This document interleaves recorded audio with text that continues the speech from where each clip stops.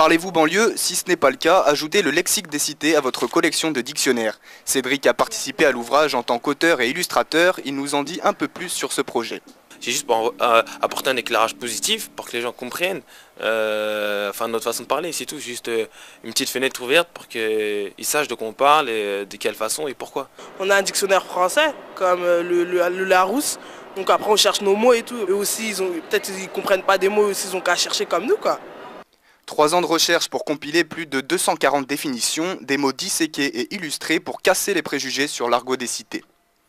Les mots prêtent à malentendu. Ils ne sont pas obligatoirement violents, mais effectivement, dans la mesure où ils sont souvent détournés, il y a des glissements de sens, il y a des métaphores, on peut mal interpréter. Parce que le verlan, c'est un langage qui est un langage que de la banlieue, un langage sauvage. Non. Moi, je pense qu'il faudrait leur montrer que finalement, c'est une manière de nous différencier, quoi. Si on va, il y a certaines banlieues où est-ce que saucer, ça va dire ah, il m'énerve. Là, il me sauce. Là, il me sauce, il m'énerve. Ou là, je suis saucé. Dans un autre quartier, ça va dire ah là, je suis content. Le langage des cités n'est donc pas uniforme, puisqu'un même mot peut parfois dire une chose et son contraire. Parce que tu vas le saucer, tu vas le taper. D'un quartier à l'autre, on ne parle peut-être pas le même langage, mais une chose est sûre, la langue française est en perpétuel mouvement.